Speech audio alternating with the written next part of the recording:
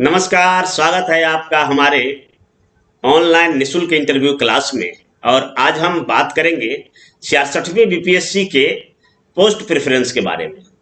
क्योंकि अब जब 66वीं बीपीएससी का इंटरव्यू का समय काफ़ी नज़दीक आ गया है, तो ऐसे में बहुत सारे विद्यार्थी कन्फ्यूजन की स्थिति में हैं, असमंजस की स्थिति में हैं, संशय की स्थिति में हैं। उनके अंदर हिचकिचाहट है कि हम अपना किस प्रकार से पोस्ट प्रेफरेंस भरें ताकि हमें एक अच्छा पद प्राप्त हो सके। पदों के वरीयता का जो अधिमान्यता क्रम है, उसके संबंध में बीपीएससी द्वारा एक फॉर्म उपलब्ध कराया जाता है और उसमें परीक्षार्थियों से कहा जाता है कि आप जो भी पसंद का पोस्ट है उसको अधिमान्यता क्रम में 1, 2, 3, 4, 5, 6, 7 इस प्रकार से आप उसको भरकर आयोग को उपलब्ध कराएं इंटरव्यू के समय में।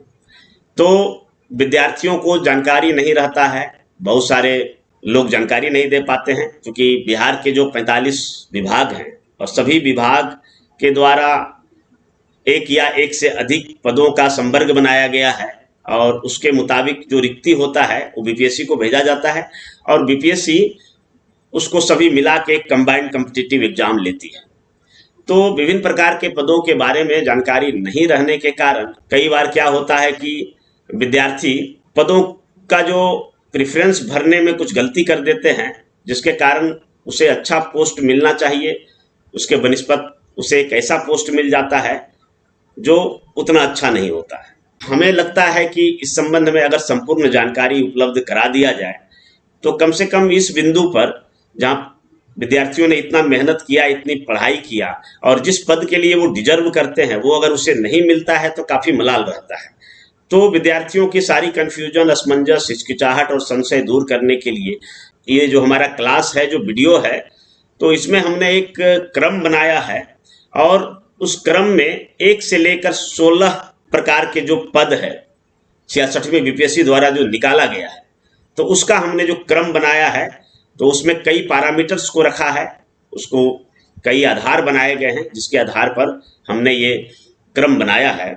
विद्यार्थी अपने अपने ढंग से इसको देख सकते हैं, वो अपने अनुसार से भी कुछ आधार को जोड़ सकते हैं और आकलन कर सकते हैं, अपना पसंद भी उसमें जोड़ा जा सकता है। परंतु इस वीडियो को देखने के बाद निश्चित तौर पर आप फायदे में रहेंगे और बिहार सरकार के द्वारा जो भी पद निकाले गए हैं इस बार 66वीं बीपीएससी में, उसके संबंध में संक्षिप्त जानकारी देते हुए और किसे आप 1 नंबर पर रखेंगे, किसे 2 नंबर पर, किसे 3 नंबर पर से लेकर 16 नंबर तक किस प्रकार से क्रम आपका रहेगा, उसके संबंध में एक बहुत ही लॉजिकल क्रम तैयार किया गया है। तो निश्चित तौर पर इसे देखने के बाद आपको फायदा होगा। इससे पहले मेरा एक रिक्वेस्ट रहेगा कि अगर चैनल पर आप नए हैं तो हमारे चैनल को जरूर सब्सक्राइब कर लेंगे, ताकि मैं समय समय पर गुणवत्तापूर्ण, क्वालिटीपूर्ण और रोचक जानकारियों से भरपूर सामग्री आपको उपलब्ध कराता रहा हूँ। हमने पोस्ट प्रेफरेंस के लिए जो क्रम बनाया है उसके लिए चलते हैं हम बोर्ड पर, और बोर्ड पर हम विभिन्न प्रकार के पैरामीटर्स के साथ एक लॉजिकल क्रम देखते हैं। आइए, post preference for 66th BPSC interview. और इसमें देखिए, पुलिस उपाधीक्षक वाले नंबर पर, दूसरे नंबर पर अपर परिवहन जिला पदाधिकारी, और इस तरह से हमने जो संपूर्ण 16 पद थे 66वीं बीपीएससी के लिए उसका क्रम निर्धारित कर दिया है। परंतु आपके मन में यह सवाल उठ सकता है कि ये जो क्रम हमने बनाया, ऑर्डर ऑफ प्रेफरेंस जो बनाया, तो उसका आधार क्या था, बेस क्या था। तो सबसे पहले हम बेस जान लेना जरूरी समझते हैं, क्योंकि हर व्यक्ति अलग अलग होता है, उनकी विचार, उनका सोच, उनकी अभिरुचियाँ, उसका इंटरेस्ट भी अलग अलग होता है। तो इस कारण से हो सकता है कि कोई डीएसपी को 1 नंबर पर रखना चाह रहे हो, कोई assistant commissioner of state tax को 1 नंबर पर रखना चाह रहे हो, कोई परिवहन पदाधिकारी बनना चाह रहे हो, तो अलग अलग सोच हो सकता है। परंतु सारे लोगों के सोच को एक धारा में लाने का प्रयास हमने किया है। तो उसके लिए हम एक आधार भी बनाए हैं कि किस आधार पर हमारा ये जो 16 पोस्ट का जो क्रम हमने बनाया है वो क्या क्या आधार है। हो सकता है कि कोई आधार किसी से मैच ना खाता हो तो उसके अकॉर्डिंग अपना बदलाव भी कर सकते हैं। पदों का वरीयता क्रम के संबंध में हमने जो अधिमान्यता बनाया है उसको एक नज़र देख लेते हैं। पदों का वरीयता क्रम की अधिमान्यता और इसके क्या आधार हैं। पदों के वरीयता क्रम का जो आधार होना चाहिए और जो हमने बनाया, तो मेरे ख्याल से सबसे पहले कैंडिडेट्स को यह सोचना चाहिए कि वेतन स्तर क्या है उसका, यानी हमें कितना वेतन मिलेगा। क्योंकि हम सिविल सर्विसेज परीक्षा की तैयारी करते हैं, ऑफिसर बनने की चाहत होती है, तो कहीं ना कहीं उसके पीछे पैसा कमाना भी एक हमारा उद्देश्य होता है।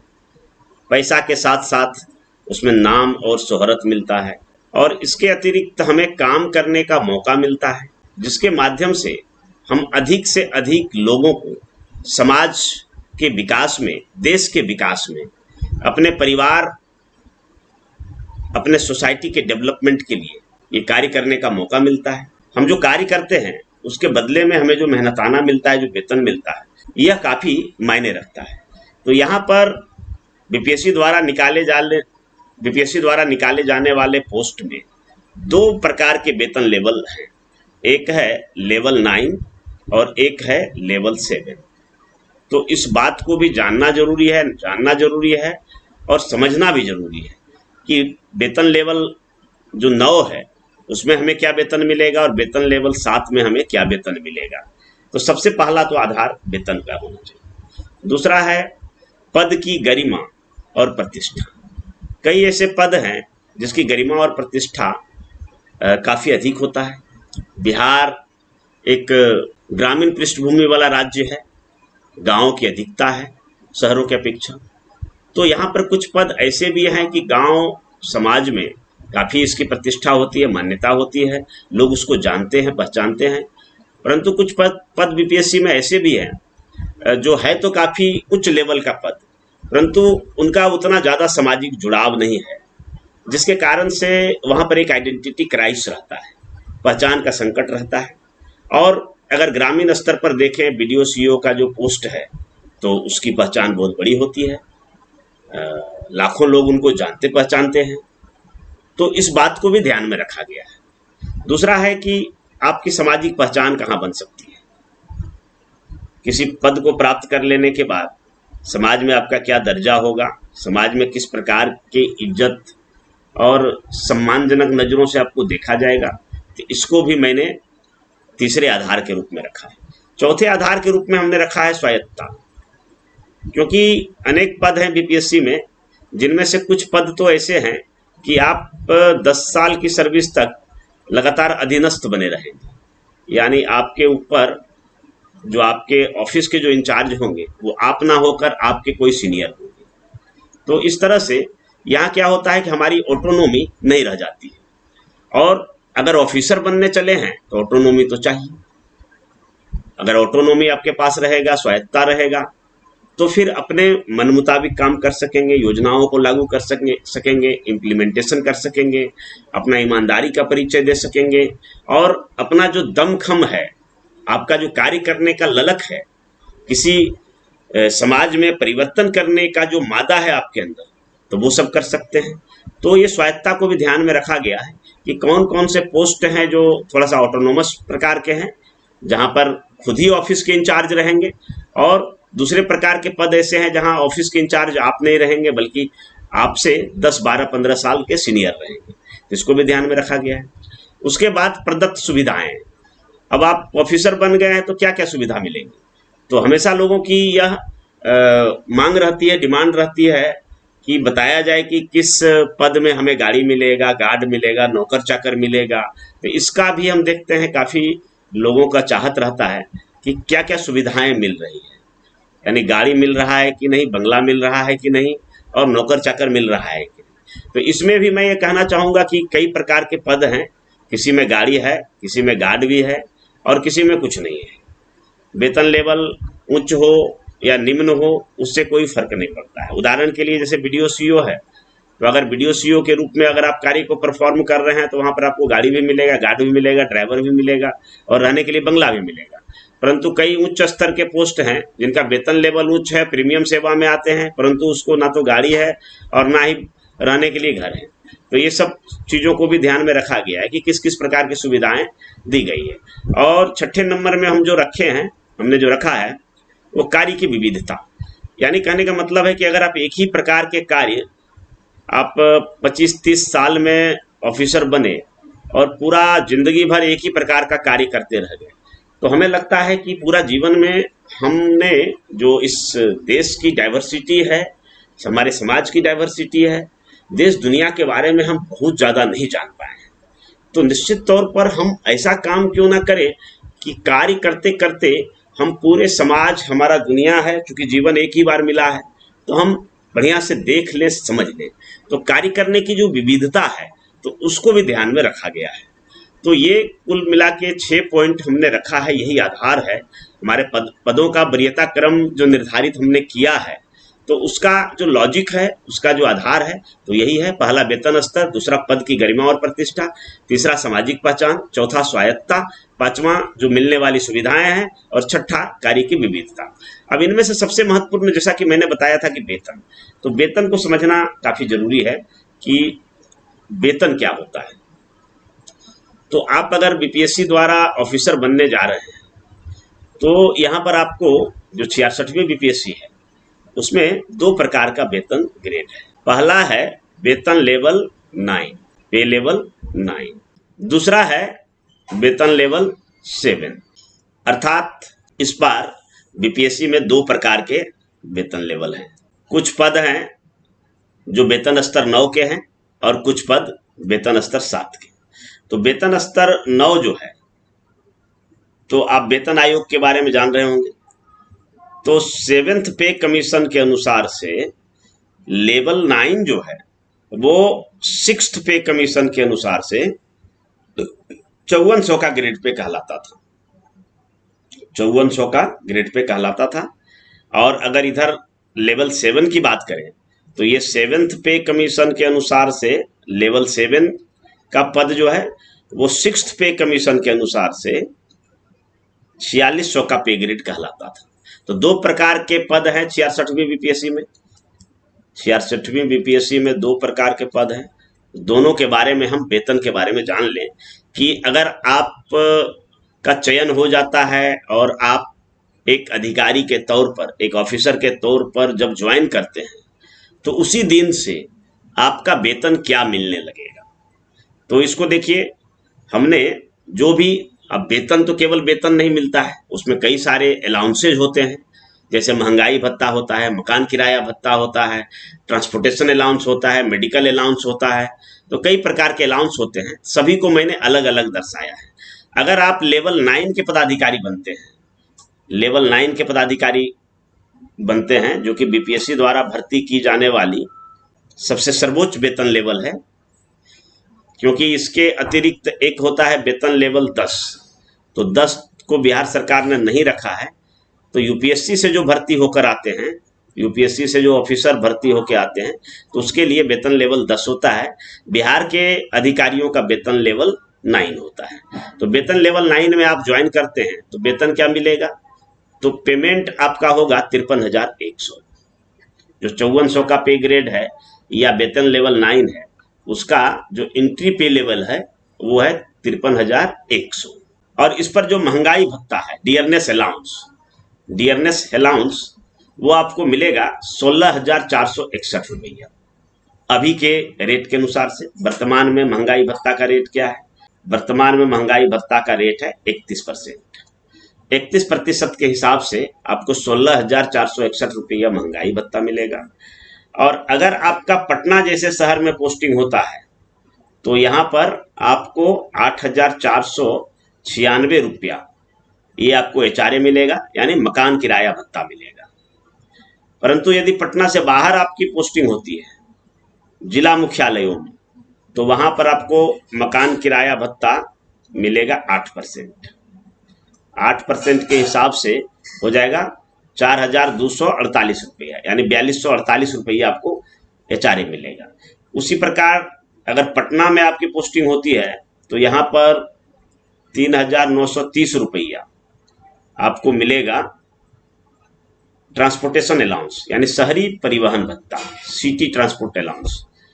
और अगर आपका पटना से बाहर पदस्थापन होता है तो वहां पर शहरी ट्रांसपोर्ट अलाउंस नहीं मिलेगा। और इसके अतिरिक्त मेडिकल जो है वो मिलेगा 1,000 रुपया। इन सबों को अगर जोड़ दिया जाए तो पटना में जिनकी पदस्थापना होगी तो उसको मिलेगा 82,987 रुपया, इतना का ग्रोस पेमेंट बनेगा। ठीक है। और अगर पटना से बाहर पदस्थापित हैं तो उसका ग्रोस पेमेंट चूंकि घट जाएगा, ये दो चीज घट जाएगा उसको। क्या क्या घटेगा? तो एक तो यहाँ पर जो 16% के हिसाब से पटना में मिलेगा तो बाहर में मिलेगा 8% के हिसाब से HRA यानी मकान किराया भत्ता। तो यहाँ देख रहे हैं कि 8496 रुपया हो रहा है, वहीं यहाँ 4248 रुपया। तो ये लगभग 4000 से अधिक ये घट गया। और ये आपका ट्रांसपोर्टेशन अलाउंस नहीं मिलेगा। तो इस प्रकार से आपको जो नेट यहाँ पर ग्रॉस सैलरी बनेगा पटना से बाहर वालों को तो वो 74,809 रुपया। अब इसमें क्या होता है, कुछ कटौती भी होता है। कटौती अभी मुख्य रूप से दो कटौती है, एक है NPS और दूसरा है ग्रुप बीमा इंश्योरेंस। तो ये दोनों मिला के आपको 7,076 रुपया कटेगा। और ये किस रेट से कटेगा? तो आपका जो वेतन और महंगाई भत्ता है इसका 10% कटेगा NPS के रूप में, और 120 रुपया कभी 60 रुपया इस हिसाब से ग्रुप बीमा कटता है। तो ये दोनों मिला के 7,076 रुपया को अगर काट दे तो नेट सैलरी 75,911 रुपया आपको लेवल 9 के पद में मिलेंगे। वहीं अगर पटना से बाहर पोस्टिंग होती है तो 67,733 रुपया आपको नेट सैलरी मिलेगी। ये हुआ लेवल 9 की बात। अब लेवल 7 की बात करें तो लेवल 7 में जैसा मैंने बताया कि 7th पे कमीशन के अनुसार से लेवल 7 है, जो कि 6th पे कमीशन में 4600 का ग्रेड पे कहलाता था। ये सुपरवाइजरी से ऊपर का ग्रेड पे है, क्योंकि 4200 पे ग्रेड होता था वो सुपरवाइजरी होता था। ये एक रैंक ऊपर है। सचिवालय सहायक का जो वेतन ग्रेड है वो भी इसी में आता है। तो यहाँ पर जितने भी ब्लॉक लेवल के पदाधिकारी हैं जिनकी पोस्टिंग ब्लॉक में होती है तो ब्लॉक लेवल के पदाधिकारियों को लेवल 7 में रखा गया है। तो लेवल 7 वालों को देखा जाए तो वेतन यहाँ 44,900 रुपया इंट्री पे स्केल है, ये मिलेगा। एक बात और हम आपको बता दें कि ये हर साल आपको इसमें इंक्रीमेंट लगता है। तो इंक्रीमेंट भी तय है। अगर 7th पे कमीशन का अगर पे मैट्रिक्स देखेंगे तो देखेंगे कि हर साल आपको इंक्रीमेंट लगेगा। तो ये इंट्री पे लेवल है, प्रत्येक साल इसमें इंक्रीमेंट लगता जाएगा और ये आपका पे बढ़ता जाएगा। फिलहाल अब आप जब ज्वाइन करते हैं, जब आपकी पोस्टिंग होती है तो उस समय की बात हम बता रहे हैं। DA 31% के हिसाब से अब देखिए 13,919 रुपया मिलेगा। उसी प्रकार 8% HRA, चूंकि यहाँ पर जो ब्लॉक लेवल के पदाधिकारी हैं तो बहुत कम ही संभावना रहता है जिसका कि पटना जैसे शहर में पोस्टिंग हो। पटना में हो सकता है जो पटना जिला के होंगे, पटना जिला में जिनका पोस्टिंग हुई है तो उनका हो सकता है। तो इसलिए यहाँ पर हमने HRA का 21 स्लैब रखा, 3,592 रुपया यहाँ HRA मिलेगा। और चूंकि पटना में अगर पदस्थापन नहीं होता है तो ट्रांसपोर्टेशन अलाउंस ये वाला इधर नहीं मिलेगा। ठीक है, ट्रांसपोर्टेशन अलाउंस ये नहीं मिलेगा, इधर नहीं मिलेगा। तो यहाँ पर मेडिकल के रूप में 1,000 रुपया हम देखते हैं आपको मिलेगा। और इस तरह से सबको टोटल कर दिया जाए तो 63,411 रुपया आपका ग्रॉस सैलरी बनता है, जिनमें से NPS और ग्रुप बीमा के रूप में आपकी कटौती हो जाएगी 5,881 रुपया। 5,881 रुपया आपका डिडक्शन हो जाएगा। और नेट सैलरी अगर देखें तो आपका हो जाएगा 57,530, यानी 63,411 में से हम घटा देते हैं 5,881 तो 57,530 रुपया ये आपका नेट सैलरी हो जाएगी। और इधर के पद में देखें तो यहाँ पर जनरली कई ऐसे पद हैं जहाँ पर वाहन सुविधा भी मिलती है। तो चूंकि वाहन सुविधा मिल रही है तो उसको ट्रांसपोर्टेशन अलाउंस ऐसे भी नहीं मिलना चाहिए। और अगर इधर के लेवल 9 के भी पदाधिकारी देखें तो जिनको वाहन सुविधा मिल जाएगी जैसे अगर आप एसडीपीओ बन जाते हैं, डीएसपी हैं, एसडीपीओ बन जाते हैं और वाहन सुविधा मिल जाती है, तो यहाँ पर आपको जो ट्रांसपोर्टेशन अलाउंस है, ट्रांसपोर्टेशन अलाउंस ये नहीं मिलेगा। ठीक है, तो वाहन सुविधा, चूंकि यहाँ पर कई ऐसे पदाधिकारी हैं जिनको नहीं मिलता है, तो उसको बदले में लगभग 3,000 और उस पर महंगाई भत्ता, 3,000 प्राथमिक है और उस पर महंगाई भत्ता, यानी महंगाई भत्ता को अगर जोड़ दे 3,930 रुपया ट्रांसपोर्टेशन अलाउंस मिलता है। और अगर जिसको गाड़ी मिलेगा तो वो उसको गाड़ी मिलने पर ये वाहन सुविधा नहीं मिलेगी। तो ये हमारे कुछ आधार थे और वेतन को भी ध्यान में रखते हुए हमने जो पोस्ट प्रेफरेंस बनाया उस पर अब चलते हैं। तो आ जाइए। तो पहला जो पोस्ट है तो वो हमने रखा है डीएसपी। एक नंबर में हमने पुलिस उपाधीक्षक को रखा है। जो हमने पीछे आधार तय किया था, आप लोगों को आधार दिखाया, उसके आधार पर डिप्टी सुपरिटेंडेंट ऑफ पुलिस, ये इसका नेम ऑफ द पोस्ट होगा। और अगर पोस्ट कोड की बात करें तो पोस्ट कोड इसका है DYSP, DYSP, ये इसका पोस्ट कोड है। अगर कैडर की बात करें तो बिहार पुलिस सेवा, गृह विभाग और आरक्षी शाखा के अंतर्गत ये आते हैं। डीएसपी भी कई प्रकार के होते हैं, विजिलेंस डीएसपी होते हैं, रेल डीएसपी होते हैं, जो भी हैं अलग अलग होते हैं। तो यहाँ पर बिहार पुलिस सेवा ये इस कैडर का नाम है। और जो डिपार्टमेंट है वो गृह विभाग, गृह विभाग में भी कई शाखाएं होती है, तो आरक्षी शाखा के अंतर्गत ये सब आते हैं। इसका वेतन लेवल 9 है, जो कि मैंने पीछे चर्चा किया है। तो वेतन लेवल 9 है और इस बार बीपीएससी में 34 सीट है, तो इसको आप एक नंबर पर रख सकते हैं।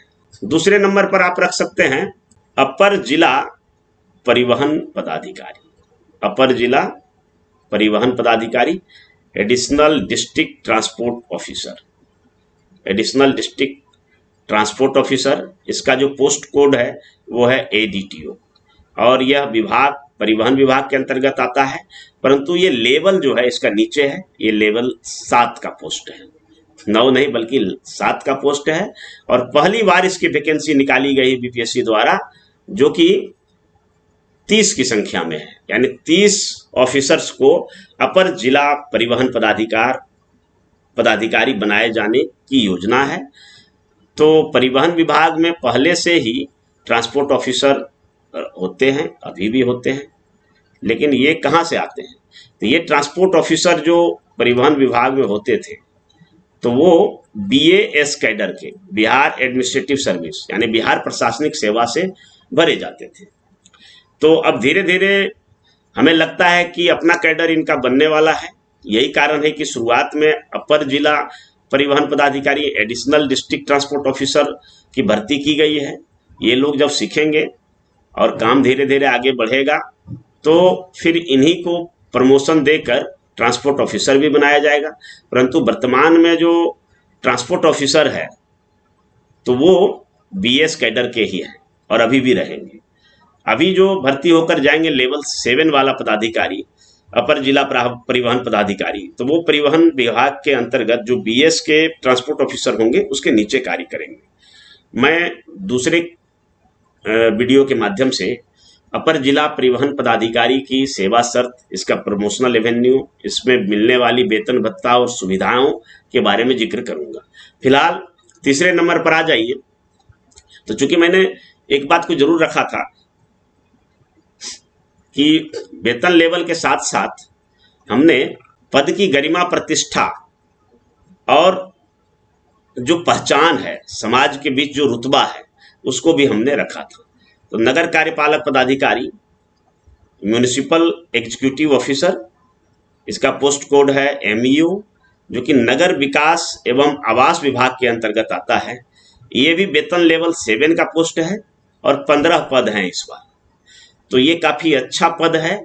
जो भी नगर निकाय होते हैं, तो नगर निकाय में एक तो नगर निगम होता है, दूसरा नगर परिषद होता है और तीसरा नगर पंचायत होते हैं। जो बड़े बड़े शहर होते हैं जैसे पटना है तो यहाँ पर नगर निगम होता है, गया है नगर निगम होता है। इसके अलावा जो छोटे छोटे जिला मुख्यालय वगैरह होते हैं तो वहां पर नगर परिषद होता है, और उससे भी जो छोटा शहरी कस्बा होता है वहां पर नगर पंचायत होता है। तो ये नगर कार्यपालक पदाधिकारी वहीं पर जो इनके परिषद होते हैं वहां पर एग्जीक्यूटिव ऑफिसर के रूप में काम करते हैं। तो काम करने का काफी संभावना है, स्कोप है इसके पास, क्योंकि बिहार सहित भारत एक विकासशील क्षेत्र है, लगातार विकास हेतु सतत प्रयासरत है। तो कई सारी विकास योजनाएं चलती रहती है और यहाँ पर काम करने का अच्छा अवसर मिलता है, इसीलिए नगर कार्यपालक पदाधिकारी को हमने तीसरे नंबर पर रखा है। और पहचान के आधार पर अगर देखा जाए तो अभी भी बीडीओ का जो रुतबा है, तो मेरे ख्याल से कि जितने भी बिहार सरकार में पदाधिकारी हैं तो बीडीओ के रुतबा के सामने जरूर वो फीका पड़ जाते हैं। तो ग्रामीण विकास पदाधिकारी को हमने चौथे रूप में रखा है। ग्रामीण विकास पदाधिकारी एक अलग कैडर बना था। पहले इस पद पर बिहार प्रशासनिक सेवा के लोग ही आते थे और यहाँ से काफी दिनों तक काम करने के बाद फिर वो जाकर अनुमंडल पदाधिकारी बनते थे, परंतु ग्रामीण विकास विभाग ने इसका एक अलग कैडर बना दिया। 53वीं 55वीं बीपीएससी से इसका अलग कैडर है और नाम रखा गया रूरल डेवलपमेंट ऑफिसर, और इन्हीं को बीडीओ के तौर पर प्रमोट करके बीडीओ बनाए जाने की योजना थी। परंतु चूंकि प्रशासनिक सेवा के सभी पदाधिकारी वापस हो गए, जिसके कारण से जितने भी आरडीओ थे सभी को बीडीओ का चार्ज मिल गया और आज सभी आरडीओ बीडीओ के रूप में लगभग कार्य कर रहे हैं। यानी आरडीओ आज के डेट में सिर्फ नाम है, कैडर का नाम है, परंतु सभी आज बीडीओ के रूप में है। और ग्रामीण क्षेत्रों में काम करना है, ग्रामीण क्षेत्र में काफी सारी संभावनाएं हैं काम करने का, काफी आपके पास जोश जज्बा और जुनून है तो काया पलट कर सकते हैं। ग्रामीण क्षेत्रों में विकास की ये गंगा बहा सकते हैं कि देश दुनिया में आपका नाम हो सकता है। तो इसलिए ग्रामीण विकास पदाधिकारी एक बहुत ही अच्छा सर्विस है और ये ग्रामीण विकास विभाग के अंतर्गत आता है। हालांकि ये लेवल 7 का पोस्ट है और इस बार 127 काफी बड़ी संख्या में इसकी वैकेंसी निकाली गई है 66वीं बीपीएससी में, तो इसको आप चौथे नंबर पर रख सकते हैं। इसी प्रकार 5वें नंबर पर रखें तो 5वें नंबर पर राज्यकर सहायक आयुक्त assistant commissioner of state tax, इसका पोस्ट कोड है SC/ST, जो बिहार वित्त सेवा, बिहार फाइनेंस सर्विस और वाणिज्यकर विभाग के अंतर्गत ये आता है। बिहार सरकार के 45 विभाग में से वाणिज्यकर विभाग के अंतर्गत ये आता है। और सबसे बड़ी बात है ये लेवल 9 का पद है। लेवल 9 यानी 6 पे कमीशन के अनुसार से देखें तो ये 5400 पे ग्रेड है। प्रारंभ से ये प्रीमियम सर्विस कहलाता था, आज भी इसका रुतबा काफी अधिक है, ये प्रीमियम सर्विस में है। और इस बार इसके लिए 11 पद बीपीएससी ने निकाला है। इस पद की गरिमा और प्रतिष्ठा भी काफी अधिक है, परंतु अगर आप खूब ज्यादा अपना पहचान बनाना चाहते हैं, काम करना चाहते हैं ग्रामीण क्षेत्र में विकास योजना वगैरह, तो शायद ये आपके लिए पोस्ट नहीं है। इसका काम होता है कर का कलेक्शन करना, टैक्स कलेक्शन करना। जो आप लोगों ने अभी जीएसटी देखा होगा, जीएसटी काफी चर्चा में रहता है, तो मुख्य रूप से जीएसटी में काम करना रहता है। इसके अतिरिक्त जीएसटी के अलावे भी कई सारे टैक्सेज हैं, जैसे कि इंटरटेनमेंट टैक्स है, वैट है, पेट्रोल डीजल पर है, इलेक्ट्रिक ड्यूटी चार्ज है, आपका प्रोफेशनल टैक्स है। तो ये बिहार सरकार के कमर्शियल टैक्स डिपार्टमेंट द्वारा जितने भी टैक्स का कलेक्शन किया जाता है तो उसके लिए काम करना है राज्य कर सहायक आयुक्त को। तो यह पोस्ट शुरू से कहा जा सकता है कि जेंटलमैन का पोस्ट रहा है, जो बहुत ज़्यादा विवाद नहीं चाहते हैं, बहुत ज़्यादा सुर्खियों में नहीं रहना चाहते हैं, शांतिपूर्वक जीवन व्यतीत करना चाहते हैं और क्वालिटी पूर्ण लाइफ जीना चाहते हैं। तो उसके लिए यह पद बहुत ही महत्वपूर्ण है। खास करके महिलाएं इस पद को काफ़ी पसंद करती हैं। तो ये assistant commissioner of state tax को 5वें नंबर में रख सकते हैं। इसकी सबसे बड़ी विशेषता है कि किसी भी पदाधिकारी को ग्रामीण क्षेत्र में पोस्टिंग नहीं होगा, हमेशा लोग जिला मुख्यालय में, कम से कम जिला मुख्यालय में इसकी पोस्टिंग होगी। और ज़्यादातर ऑफिस पटना, गया, मुजफ्फरपुर, भागलपुर जैसे क्षेत्रों में है, तो आधे से अधिक लोगों का पोस्टिंग शहर में ही होता है। इसके बाद आइए 6ठे नंबर पर हमने कारा अधीक्षक रखा है। जेल सुपरिटेंडेंट, इसका पोस्ट कोड होता है JS, और यह बिहार कारा एवं सुधार सेवाएं के अंतर्गत आता है, जो कि गृह विभाग कारा के अंतर्गत है। गृह विभाग के कई विंग हैं, जिनमें से कारा विंग के अंतर्गत ये आता है। ये भी लेवल 9 का पद है, उच्च वेतन स्तर है, और इस बार मात्र 3 पद बीपीएससी द्वारा निकाला गया है।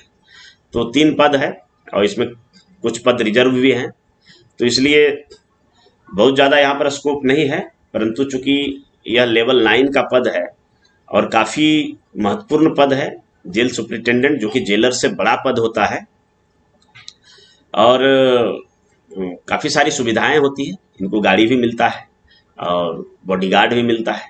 कई प्रकार के जो एंसिलरी जो स्टाफ हैं वो भी इनको एक तरह से उनकी सुविधाएं भी अवेल करते हैं। तो कारा अधीक्षक का पद आप 6ठे नंबर पर रख सकते हैं, हालांकि संख्या कम है, इस बार पदों की संख्या मात्र 3 है, इस बात को भी ध्यान में रखा जाना चाहिए। फिर 7वें नंबर पर आप जिला समदेष्टा को रख सकते हैं। जिला समदेष्टा, डिस्ट्रिक्ट कमांडेंट, पोस्ट कोड है DC।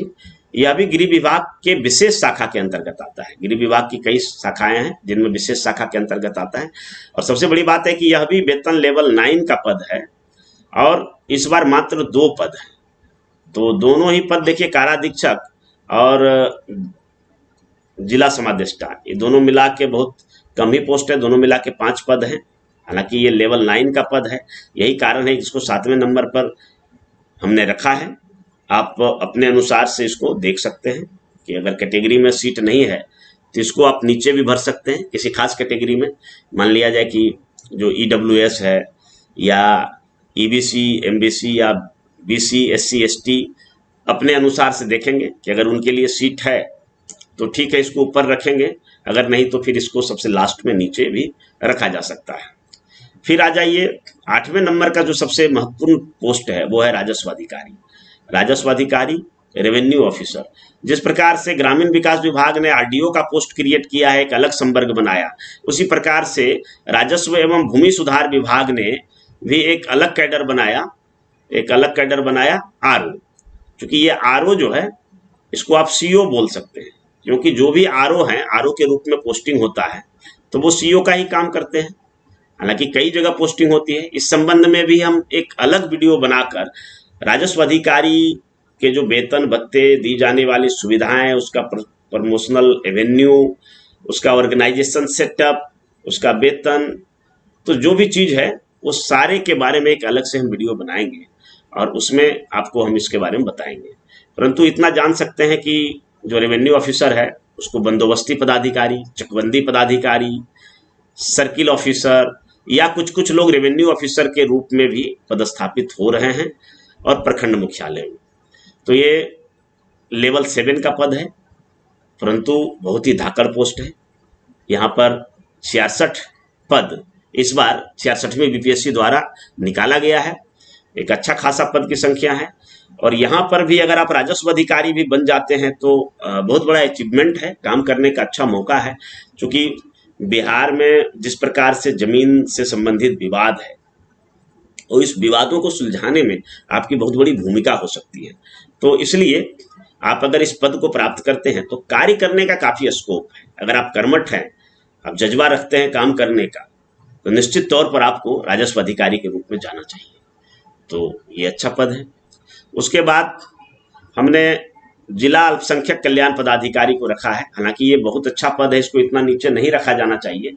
जिला अल्पसंख्यक कल्याण पदाधिकारी, इसको हमने 9वें नंबर में रखा है, डिस्ट्रिक्ट माइनॉरिटी वेलफेयर ऑफिसर। इसका पोस्ट कोड है DMWO, अल्पसंख्यक कल्याण विभाग के अंतर्गत आता है, और मात्र 2 ही पद है। हालांकि ये लेवल 9 का पद है, वेतन लेवल ऊंचा है, परंतु 2 ही पद है, इस कारण से हमने इसको नीचे रखा है।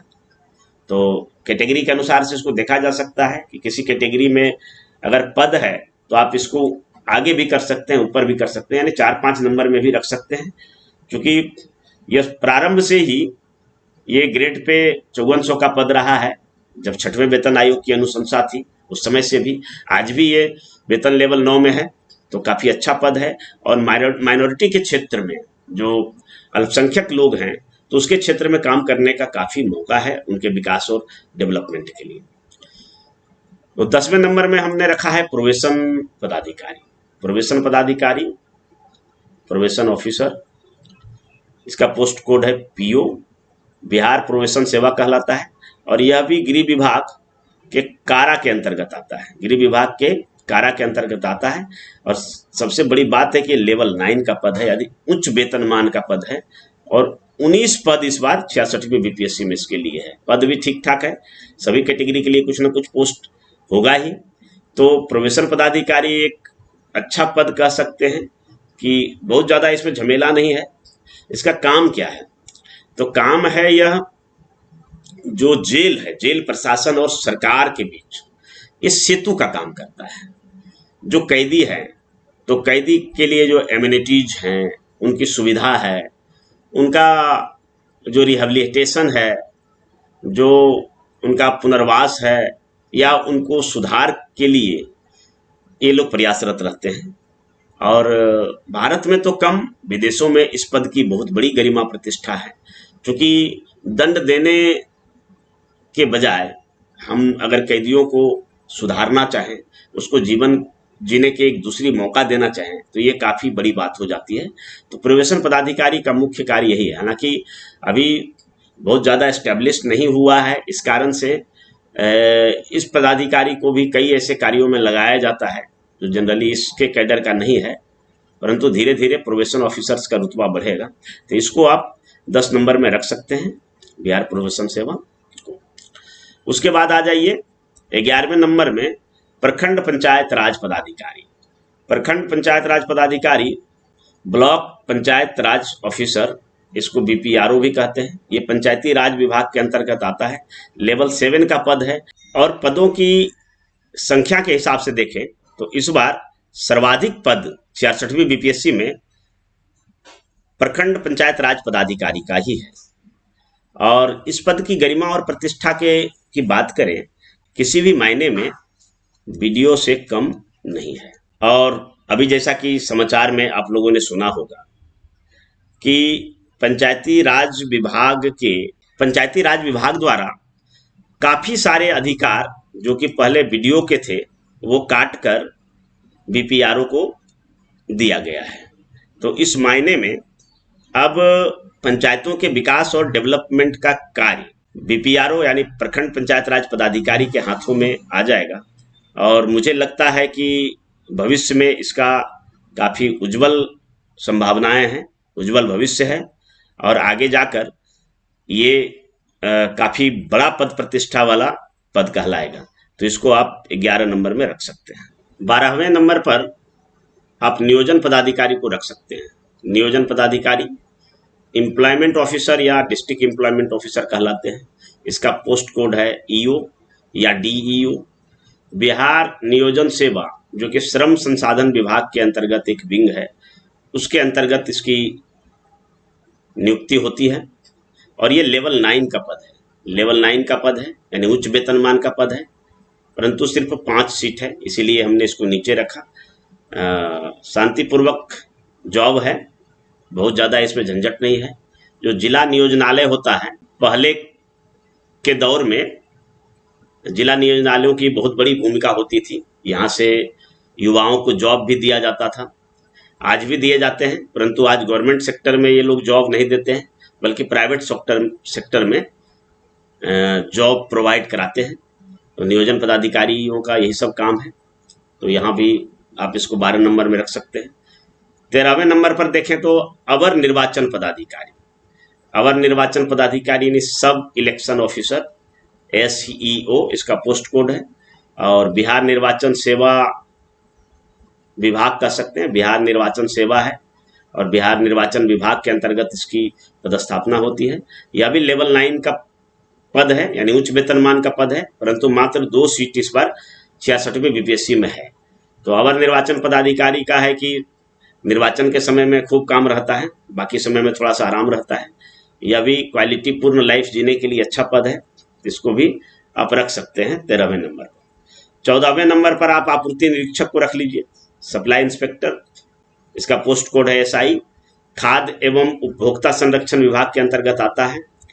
ये लेवल 7 का पद है और 66वीं बीपीएससी में दूसरा सबसे सर्वाधिक पद आपूर्ति निरीक्षक का ही है।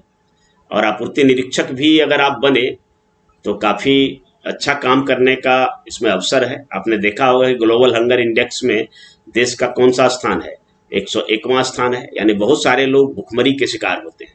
तो ऐसे में एफसीआई और स्टेट खाद्य आयोग जो अनाजों की खरीद करती है और जो लोगों को आपूर्ति करवाती है जन वितरण प्रणाली के माध्यम से, यानी पीडीएस दुकानों के माध्यम से, तो इसमें आपूर्ति निरीक्षक यानी सप्लाई इंस्पेक्टर की बहुत बड़ी भूमिका होती है। तो काफ़ी सारे बिहार के सभी प्रखंडों में इसकी पोस्टिंग होती है। 157 पोस्ट है। तो यहाँ भी इस पद को प्राप्त करके भी आप अच्छा कर सकते हैं। उसके बाद हमने रखा है इक पदाधिकारी यानी शुगर केन ऑफिसर। इसका पोस्ट कोड है SO। गन्ना उद्योग विभाग के अंतर्गत आता है। ये लेवल 9 का पद है और मात्र 3 रिक्तियां हैं इस बार 66वीं बीपीएससी में। हालांकि लेवल 9 का पद है तो इसलिए उच्च वेतनमान का पद है और इस पद को आप ज्वाइन करके भी अच्छा कर सकते हैं। परंतु इसकी पोस्टिंग सिर्फ उत्तर बिहार में होती है, क्योंकि गन्ना का जो मिल है वो ज़्यादातर उत्तर बिहार में ही है, इसलिए। और बहुत कम संख्या में, छोटा डिपार्टमेंट है इसलिए बहुत कम संख्या में यहाँ पर पदाधिकारी रहते हैं और सिर्फ उत्तर बिहार के गन्ना उद्योग विभाग में इनकी ड्यूटी लगती है। और सबसे अंतिम में हमने रखा है श्रम प्रवर्तन पदाधिकारी यानी लेबर इन्फोर्समेंट ऑफिसर। तो यह भी तो देखिए कॉन्स्टिट्यूशनल पद है, क्योंकि अनुच्छेद 23-24 में जो श्रम संबंधी उपबंध किए गए हैं उसके अकॉर्डिंग श्रम संसाधन विभाग द्वारा लेवल 7 का एक पद बनाया गया है और इस बार 51 पद हैं 66वीं बीपीएससी में।